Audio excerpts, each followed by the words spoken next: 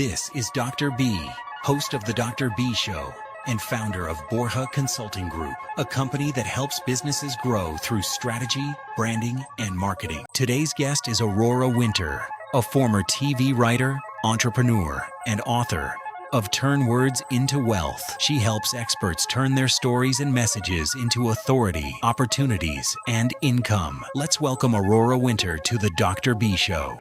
For another edition of the Dr. B Show. I'm here, Dr. B, Dr. Jairo Borja with great Aurora Winter. Aurora, how you doing?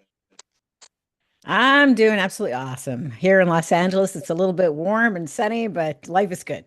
I love it. Here, the other side of the country in New Jersey, it's not raining today, so excited about that. It's been raining. Oh, that's good. Let's see if we can help the audience turn their words into wealth today. Exactly. Let's take a deep dive. Tell everyone about yourself. I'm a former TV writer producer. I'm a serial entrepreneur. I've launched multiple different businesses in completely different industries. And when I looked back upon, what worked and what didn't work, it was amazing how words made a bigger difference than the product, the service, the pricing, the team, the standard operating procedures. And so that's why I wrote the book Turn Words into Wealth, and why I love to help experts and entrepreneurs dial in their message, because you never know. You might be leaving a lot of money on the table just because you haven't bothered to find the right words and stories to back up what you're talking about. I love that, and we're looking to take a deeper dive into that in a minute. So thank you for that. I really appreciate that. Let's take a deeper dive into what you said earlier, right? Just now, right? So you walked away from a lucrative TV career to bet on storytelling and publishing full time. What made you walk away? Well, the honest answer is Hollywood is very ageist. So if you're over 30, you better be looking for another job, because they like the 20 somethings. And I've always loved stories. I've loved entertainment. And I really saw that movies were one way to change how people think and feel. But before movies, I fell in love with books. Books have always been my number one passion. It started with The Lion, the Witch, and the Wardrobe, the Narnia series by C.S. Lewis. And so I went back to my first love, which was actually books. And I love both fiction and nonfiction books. I think fiction books can entertain, but they can also shift how you think about something. I think The Lion, the Witch, and the Wardrobe is a magical story, but it also invites you to forgive others, even if they're your brother and they've done you wrong. And, other fiction books like Fahrenheit 451 or Animal Farm, they have changed how people think. 1984, yeah, 1984. So I love fiction, but also nonfiction can also be a wonderful way to be an authority. I know you've written a couple of books, and I'd love to hear from you, but the root of the word authority is author. I mean, anybody can be an author, just like almost anybody can get, an MBA. I have an MBA, but if you get an MBA or if you bother writing a book, you've put in the time, you've put in the thought. And so I think a book operates a lot like an MBA. It opens doors that otherwise would be closed to you. Well, what's been your experience with your couple of books? I'm sure that I'd love to hear your story about what impact that made on your business and your career and your status and your authority. Absolutely. I wrote my first book in 2019. Yeah, I needed to be known for something, right? As I was starting my journey, my entrepreneurial journey. So I wrote a book on networking, and I was known for networking. But then COVID happened, and I had to kind of tweak Uh-oh. network virtual. And then a couple years passed, and then I wrote a book last year on raising capital, specifically like speaking stories. Essentially, the first half was like my story, how I got first. Wasn't really a straight line. It's like almost like a lot. So I was sharing a lot of that. And the second, is like, all right, if I'm looking for access, there's SBA, business credit card. So I talk about the different types of access to credit that you or have for that. So it was pretty cool. And then because of that, speaking gigs a lot. A lot of people ask me to speak on raising money. So it's a pretty cool journey. So Well, this is a perfect example. So in Turn Words into Wealth, I talk about 7 different ways to make 7 figures with your message. And one of the ways is being a speaker. So you've just perfectly demonstrated it by writing the book about raising capital. You are now invited to speak on that topic. By writing a book about networking, you were invited to speak about that topic. And yes, speaking is the highest paid profession. Also, speaking, even if you speak for free, it opens a bunch of doors and you just get a lot more status and credibility as a speaker or as a podcast host or somebody who appears as a guest expert on podcasts. Actually, I was just looking at listen notes and searched my name in listen notes, and I've been on like 241 podcasts wow, recently. So that doesn't even count the TV and radio shows I've been on. So I think if you're committed to a message, be committed to sharing it. But I'd love to tell a story about the first time I really realized how important words were. I was in my 20s, just freshly graduated from the University of British Columbia with my husband. We'd met there studying economics. And then we had corporate jobs, and we're like, no, no, we don't want corporate jobs. We want to start a business. What business can we start with no money? Well, he knew how to sail, sailing as in sailboats. He was also pretty good at selling, and I knew how to do market feasibility studies because I had my honors economics training. So I did a market feasibility study. I came up with what I thought was a brilliant idea. It actually was a brilliant idea, but unfortunately, the marketplace did not agree. And so while I was, fresh out of university and I was giving people like a phone book size explanation of how they could buy a boat and put it in our charter fleet and how all that would cash flow beautifully because of tax credits. And people were like, I know you're excited about this, Aurora, but it looks like too much for me to try to wrap my mind around. Anyway, so we were looking at our credit card balances and we were like, we can't keep going like this. We're about to run out of runway. We're about to run out of cash. We might have to declare bankruptcy or go back and get regular corporate jobs, which is like, no, no. And my husband, we're in our little office in front of a marina with all these beautiful, expensive boats. We're bobbing in the sunshine in the ocean. And yet we were desperately like, oh my God, we're about to be broke. And my husband said, well, people only want to use their boat for 5 weeks a year anyway. And I'm like, that's it. That's it. I'm like, he's like, what? So I changed the message to 5 weeks of sun, fun, and tax shelter. And you can sort of hear how it's very stand-up comic kind of line, like sun, fun, and you're not expecting tax shelter as the next line. And those 7 words made $3 million for us in 1 week. They changed our business from being on the verge of bankruptcy to all of a sudden, people they were lining up to find out what we were talking about. Radio stations called us. We were featured on the front cover of BC Business, which is a local business magazine, and it changed everything. And what I want to emphasize for our listeners today is the product didn't change, the team didn't change, the pricing didn't change, the offer did not change. The only thing that changed was the words that I used to talk about it. And so instead of giving people all the details like I did in the first go around when I'm like, yeah, it's a 7% investment tax credit and 33 and a third straight line depreciation, except for the half year rule in the first year, don't show off how clever you are and how much you know. Instead, meet them where they are. And in this case, where people were is they wanted to have fun on a boat. Meet them there and then have people lean in and say, tell me more. And that can change your business from struggling to thriving, or at least that did in our case. And that was the first time that I realized, wow, these word things, they're not like icing that you add on top of the cake. They're something you need to bake right in, right from the get go. They're more like yeast in bread. So if you have bread and you don't put yeast, it's not going to turn out, it's not going to rise. So think through your messaging and be aware how valuable your message is. that makes a lot of sense. It was interesting how it just came to your husband, right? And that you made that small tweak, right? Yeah, And it kind of took off. So I love that. It's awesome. yeah, exactly. Um, That made a huge difference. huge. Yes, absolutely. So walk us specifically through your framework in turning words into wealth. Like, what's the real difference between writing a book specifically and turning it into? Well, at Same Page Publishing, yes, we do help people publish books, but the first thing we do is we help them design and deliver their $1 million message. So in the book, Turn Words into Wealth, I walk people through various templates, like fill in the blank formulas that everybody can easily use. But one example for $1 million message, well, one example is the one I just gave, 5 weeks of sun, fun, and tax shelter. But another example would be, who do you help?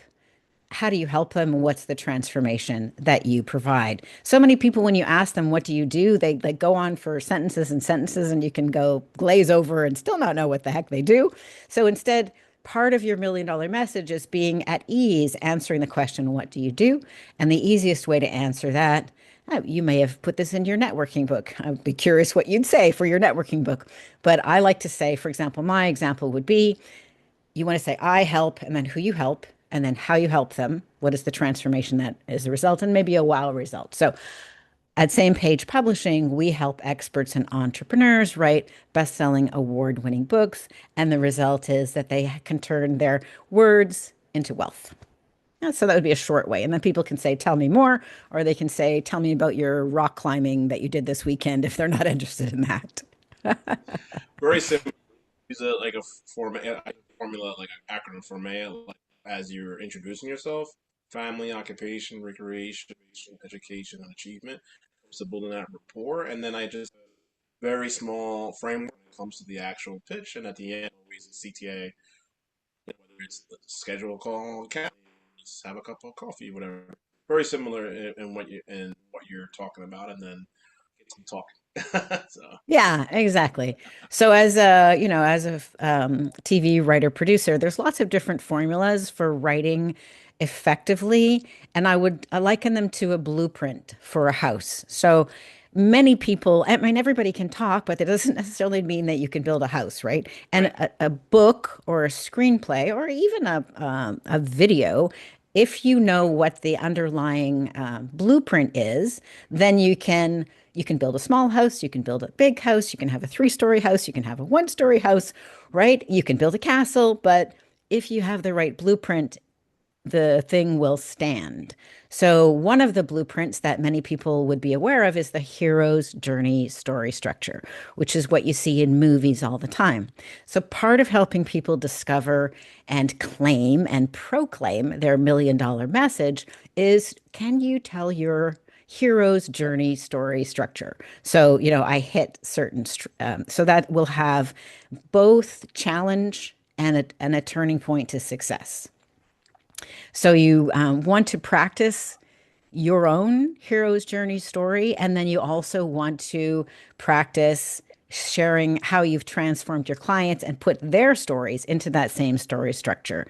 With the turning point always points to, what do you sell? So an example might be this book, Marketing Fast Track. So when we were, before you started recording, we were talking about that you've got a DBA and I've got an MBA. Well, after I took my MBA, I was like, okay, what now? What do I do now? I could go back and, work for Netflix. I could go back to film and television.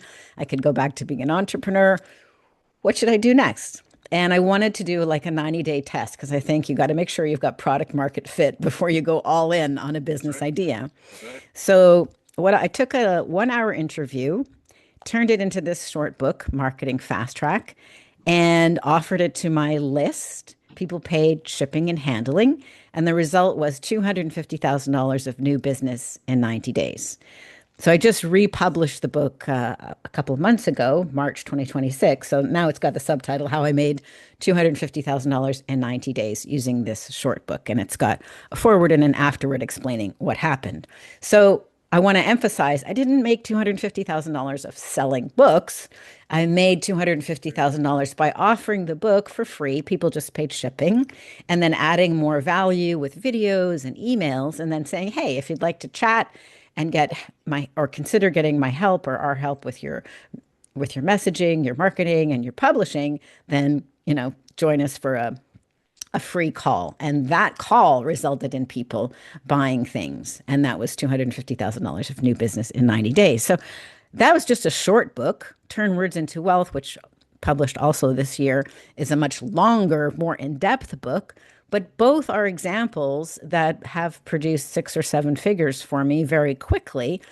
And that is how I recommend that you use a nonfiction book to let people know who you are, what you care about, the transformation you provide, to give them information. So if they want to do it themselves, they can. I'm sure your networking book probably tells people, lots of things that they can use to do networking. But then some people are going to say, hey, I'd like to hire Dr. B to come and speak about networking. Or they'll say, hey, Aurora, I see the 7 ways to make 7 figures with my message. I see you've got 10 steps to launching as a thought leader. I could do that by myself, but could you just do it with me or for me? Because it looks like a lot of work.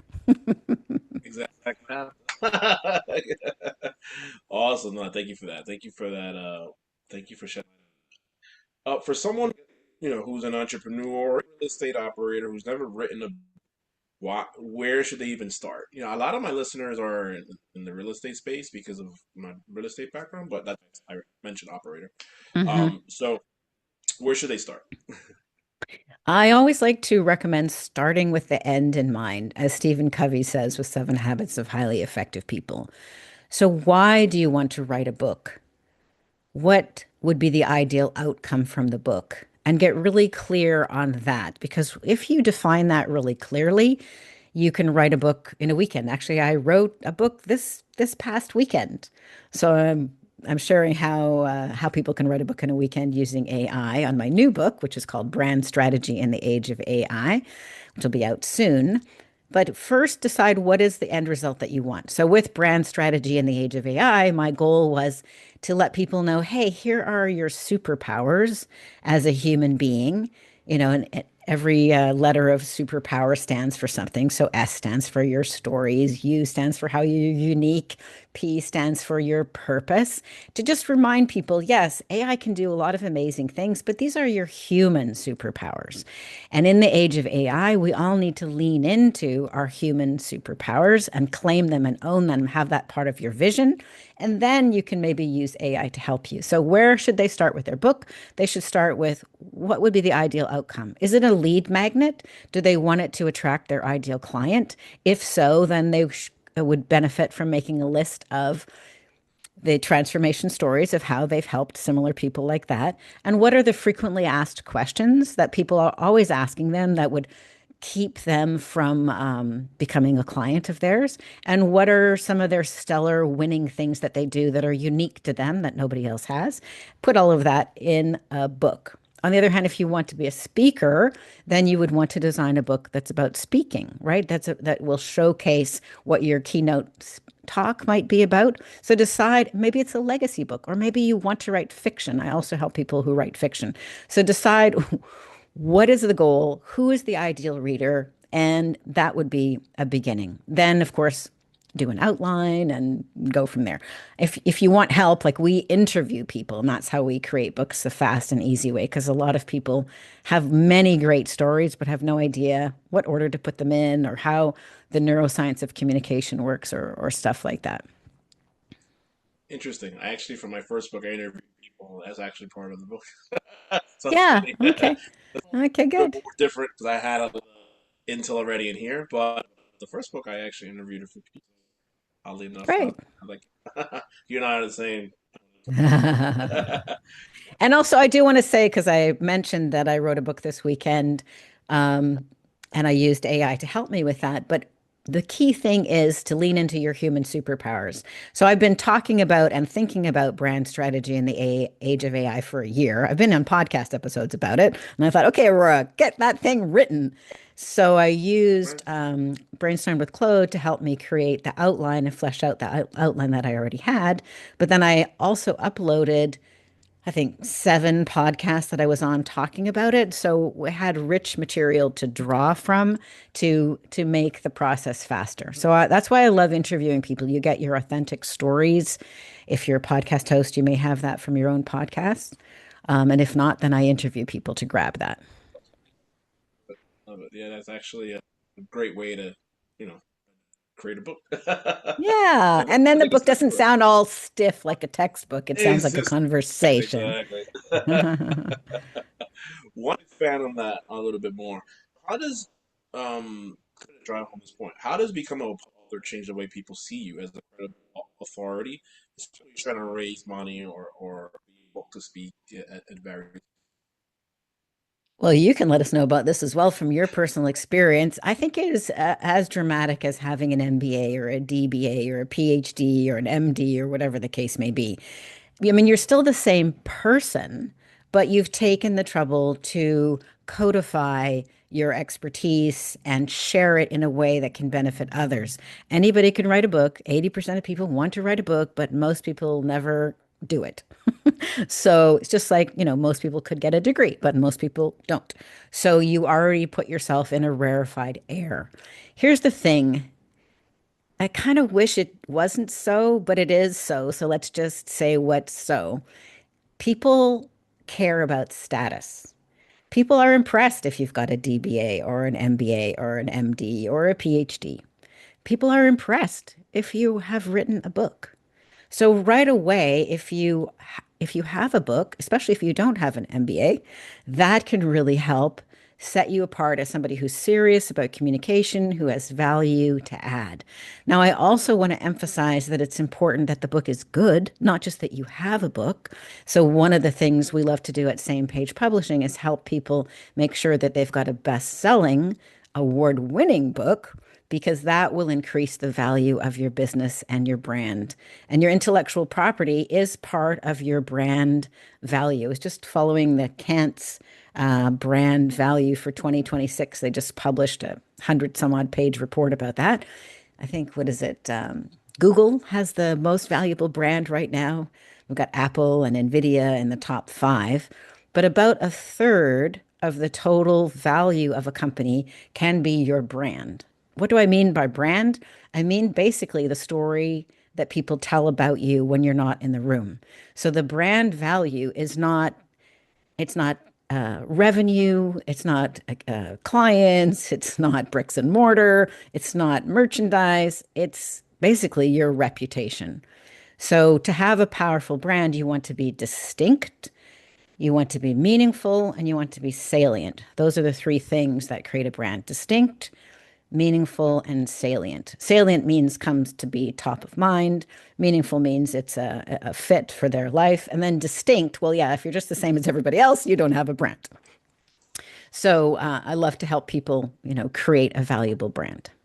That makes a lot of sense, especially for a lot of that either for a family office or investors or work with investors. So there's a lot of folks that do syndication. So it's about how to get out, and then I mix first book and a lot of experience along with experience, so it makes me stand out. So I agree. You have to really stand out. It's a crowded ocean, especially for me. Well, and nowadays, like one of the things we help people do, I call it ink to income, which is we get their already published award-winning best-selling book into the hands of their ideal reader or their ideal clients. So the process doesn't end when your book is finished. And here's the interesting data. This was actually from Dan Kennedy. It's not my own study, but he said the difference between having a salesperson call cold a prospect versus having the same person call after they mailed a copy of their book was about 100 times better response rate. So framing is really decisive in human conversation. And if you mail somebody your book or give it to them as a gift, or you have lunch or tea with them, or you're networking and you give them an autographed copy of your book, you've given them a valuable gift. You may have given them a decade of your knowledge in a codified form that they can read at their convenience. The book will sit on their bookshelf, reminding them about you for months or even years to come. I've had acquaintances say, "I still got your book on my shelf after 5 years. I've moved 3 times and I kept your book each time."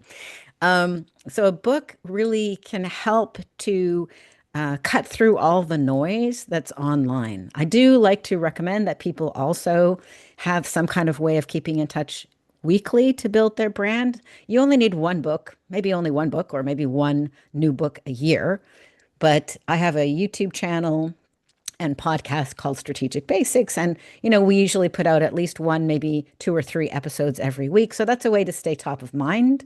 But a podcast is more like a magazine. You don't really read last month's magazine. You don't really read last month's or watch last month's podcast. But you will read a book that's a decade old, right? Or a year old, depending on what the topic is. If it's win friends and influence people, that's still Still that's relevant still today, maybe. selling. Yeah, Yeah. exactly. Yeah, exactly. Love it, love it, love it. Thank you so much. What's a mistake you see the experts or entrepreneurs make when they try to write their first book? Oh my gosh, so many mistakes. Besides not being clear, what is the transformation you provide and who is the book for? I think the biggest mistake people make is having,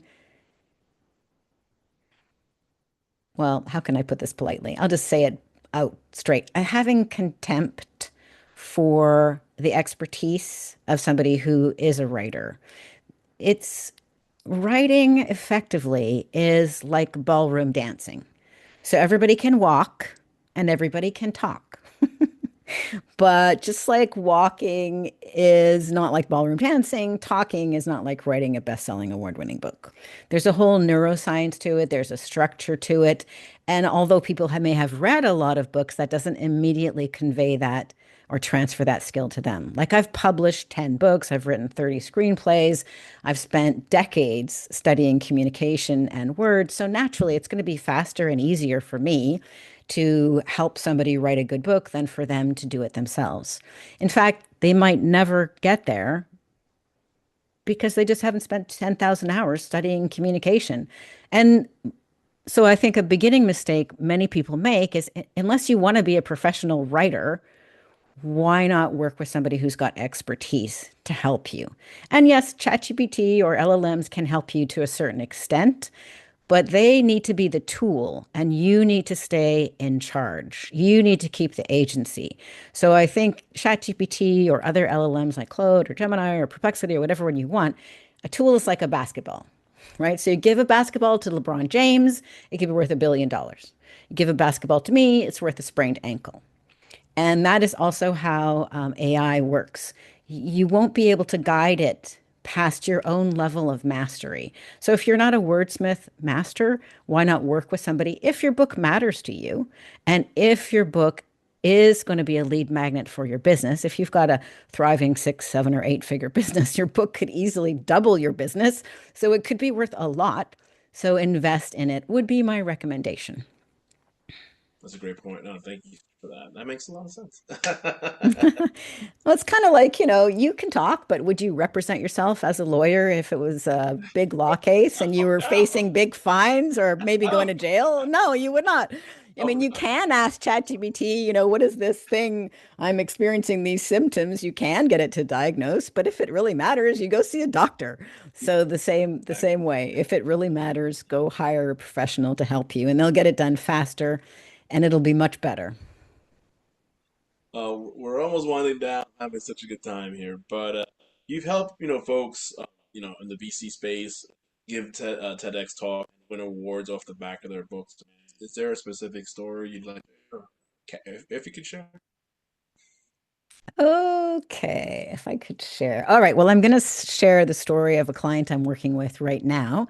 His name is Stephen Asifo, and I'm helping him write his book, which is called Talk Human to Me.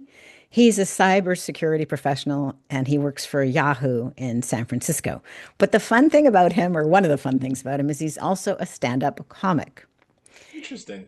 So it's very, very cool. So he came out because I live in Los Angeles and he's in San Francisco. So that was just a quick hop. He came out and spent a VIP day with me, and we recorded him talking about his book because we'd already had the whole outline figured out. So he talked it through. So what I want to give him a shout out about is he just gave me a nice testimonial. We'd been working together for 6 months, and he shared his income. His income has increased by $100,000 in the 6 months that we have been working together. Because not only am I helping him with his book, but I'm also serving as a business coach or a strategic media coach to help him grow his business. And he's on the cusp of maybe next month, he will have trained over 1,000 people inside of Yahoo how to use AI more effectively. So he's up leveling their skill with AI. So he's very AI savvy. And yet we're still using the same process I use with every client, which is the spoken author method. I interview him, or sometimes he interviews himself and sends me the audio, and then we fit it into the book and polish it. So even though he's very AI savvy and he's certainly articulate because he's a stand-up comic after all, and he has some great stories, we're still using this process of from audio or from interview to refining it into a chapter. And his book's going to be absolutely awesome. It's called Talk Human to Me. This first book is about, you know, cybersecurity professionals, but I think he's going to write another one about AI in general. So combining writing a book with somebody who can also give you strategic business guidance could be something to consider. Because as he started training people on these AI skillathons, I said to him, hey, that might be something you want to offer to other people. I'm sure they would also pay you handsomely to do that. And he's like, you're right. I'm going to add that to my Excel spreadsheet income projections. Shout out Steve, right? Shout out to Steve. Shout out to Steve. That's I love it. That's a great story. I love that. I love that. Always a good story. He's a great guy. Good. Steve Anasifo. Awesome, Steve. Awesome, awesome. All right, I'm down. So, if someone wants to build a personal brand and about thought leadership in 2026, what should it be doing different than 5 years ago? Oh my gosh, so many things. Um, so many things are different right now than they were 5 years ago. One of the most important things, which I talk about in the book Turn Words into Wealth, which I have as a gift for your audience, by the way, I'll tell them how to get that in a moment, is like even 5 years ago, being a solid middle player was a safe move. I mean, if you were pretty good at what you did and pretty much delivered what you promised, you could earn like a solid income. But now in 2026, there is both more danger, but also more opportunity. The danger is AI is making generic fast and cheap, almost free, maybe less, a little bit more than free, but basically free. So today in 2026, 2027 and beyond, it's super dangerous for experts and entrepreneurs to be in the middle. You don't want to be in the middle because the middle is being replaced by AI. You don't want to compete with Walmart, China, or AI because that is a race to the bottom, and the bottom charges nothing and you go bankrupt. So one of the things for people to really lean into in 2026 and 2027 is being a premium brand. Doesn't necessarily mean that you always have to be charging more, but you need to, or you'd be well served to really define what's unique and different about you and lean into that. In the past, it was dangerous to stick out. You wanted to kind of fit in the middle, right? So you deliver what people expected in the way they expected and da da da, everything kind of normal. But normal is the kiss of death today.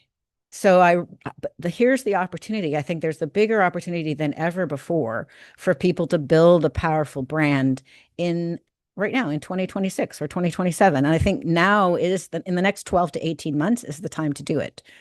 So how do I mean that it's the best time ever? Well, you need to lean into the things that make you uniquely powerful as a human being, which I've listed into Turn Words into Wealth, your human superpowers, which are your stories, your style, your smile, and your Socratic questions, and lean into what is your massively transformative purpose? What is the difference you want to make in the world? And there's a few more things that I list in the upcoming book, Brand Strategy in the Age of AI, but it's not out today. So you can have the basic idea and Turn Words into Wealth. Once you really claim who you are, what you care for, and your stories, and the change that you make in the world, then you can use AI to scale and amplify and broadcast it. But don't do it the order reversed. This will kill your brand because AI draws from all the sources on the internet. And so naturally it spits out generic. It spits out average. It spits out gobbledygook. That's the average of what everybody thinks. You don't want to be average. Average is the kiss of death. So lean into being extraordinary in at least one way. Love it. I Finish can what? I can tell a story of one guy who did that. This guy was pretty amazing. Jack McLeod Pinson. I wrote about him in Turn Words into Wealth. He's a 20-something who never wears jeans or a t-shirt. He actually wears bespoke period clothing that he handmade. And the BBC, he's in Britain, so the BBC covered this very weird guy for doing this odd thing, wearing the hat and the cane and all the homemade clothes, and it went viral. He got millions of views, and now his business is making bespoke period clothing for people who want to wear that. And he might be the only person on the planet who does that, but he's competing with nobody, and so he owns that. He owns that. So that's an example of, okay, that was weird, but very successful because it's unique. So think about, how can you be more unique? Love it. Nah, makes sense. All right. Well, why does all that? My last question. Where can people find more information about you, to connect about Sage Publishing? All right. Well, two things. One, I have a gift for everybody. So you can go to turnwordsintowealth.com and you can get the hardcover book, Turn Words into Wealth, 7 Ways to Make Seven Figures as a Thought Leader, for free. You just cover the shipping. You will also get the audiobook and the ebook and a digital workbook, all for free, about $70 worth of value. So that's my gift to you and your listeners. Just go to turnwordsintowealth.com. And then if you are an expert or an entrepreneur who's already up to something and you'd like help creating your $1 million message and your book, maybe a short book or maybe a long book, you can go to samepagepublishing.com and you can see how to set up either an in-depth call with me where we really can go deep, or just a quick touch base call. And that's at samepagepublishing.com. And I'd love to chat with you. Or fantastic gems, fantastic interview. I appreciate your time today, and I'm so glad we connected. Thank you so much. I appreciate it as well. Thank you. Thank you so much. Aurora Winter, everybody. Take care.